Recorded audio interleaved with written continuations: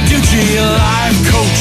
Danny Bonaduce, life coach. Alrighty, it is Danny Bonaduce, life coach, trying to take your calls and solve your problems one call at a time. Call me up right now at 1-800-252-1025, and we do happily and joyously take your emails at lifecoach@KZOK.com. Life Coach brought to you by Goldberg Jones Divorce Men. Call 1-800-DIVORCE. Let's get on the phones and talk to Patrick in Federal Way. Good morning, Patrick. Good morning, Danny. What's up, buddy?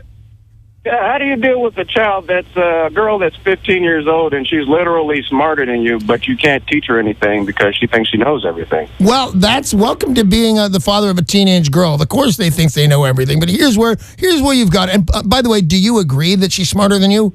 Oh, yes, she is. Right, that's the thing that happens. I understand completely. I know what you're saying. But she doesn't have your experience, Patrick. There's nothing that can prepare her for the world that's coming her way except to have the actual experience. And you've got that. Now, let's take this girl. I'll call her Becky because that's what we do around here. I just call her Cindy because we usually call Becky's for bad girls. And this is probably a wonderful, nice, sweetheart of a girl. So you're going to take your daughter, Cindy. What do you think happens? And I'm not recommending this in any way, shape, or form. But you just boot her out of your house. And you say, make your own way. What would happen to her? She probably would fail many times. There you go. So she's not smarter than you, man. You hold all the strings of this, and that's what I think you should make clear to her while being nice about it, because this is a kid. They don't know that the stuff they're doing is driving adults crazy and stuff, and that their green hair or whatever kids are up to these days does not make them smart. It just makes them dyed hair. What is your actual problem with this kid? Oh, I don't have a problem with her. It's just when I try to teach her about the world, she doesn't listen to a lot of things I say.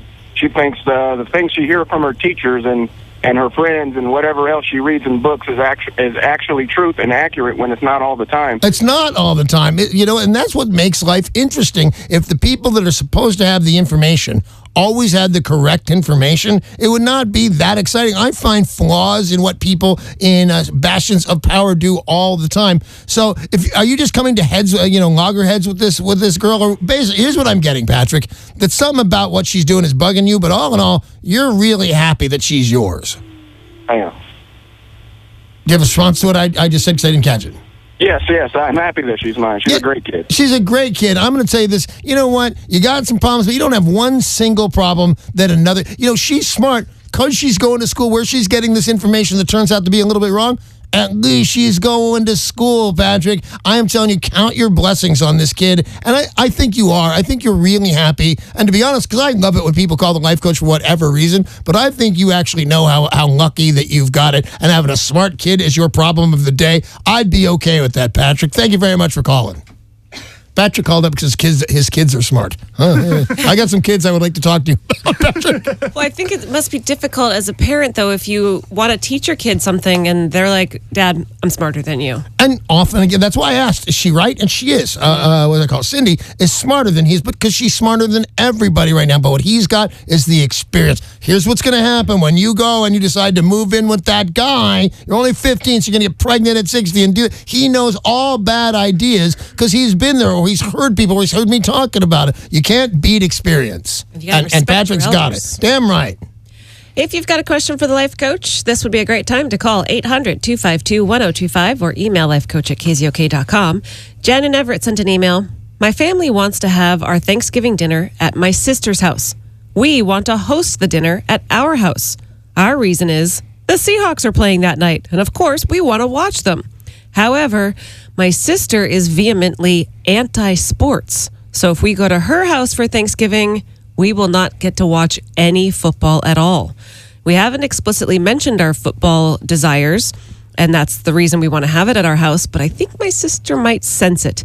What can we do about this Thanksgiving without dividing our family? Until I'm going to go with this, and you can take this for what it's worth there, Sarah. Until I met Sarah, I was not very, very much interested in all things sports, let alone football. And, these are things you come to know and love. But so I'm hosting Thanksgiving, and you're saying, but Danny doesn't watch sports, and specifically he doesn't watch football.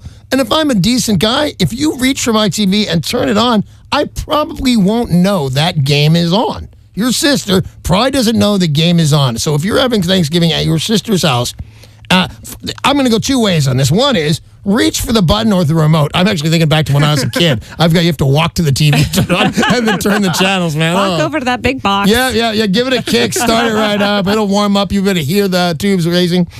So I'm saying just turn the game on. She probably has nothing against football or you guys watching. Then secondly, you ask her in advance to go, hey, we'd love to, and we're not going to hunker down in front of the TV the whole time and wreck your thing because we know you're going for something, but ask her in advance so you don't run into this in Thanksgiving. Remember, use words like this, family, getting together, things like that. That goes all to hell if she just doesn't want to watch a game, and she doesn't have to watch a game. You would like to watch it, and you won't interfere with her Thanksgiving. And I'll tell you this, so that's what I would do. I would ask her about it. It's un-American not to have football on. It's damn un-American. Absolutely. Isn't the Thanksgiving parade on? Those two things. You got to see a big float of Underdog. I don't know why Underdog. Yeah. He was never that popular, but you got to have Underdog and you got to have football. But I think if you give her the heads up, normally we watch football. Is that okay? She's going to go, yeah. I don't think she's going to know what your drama is on this. What if she says no?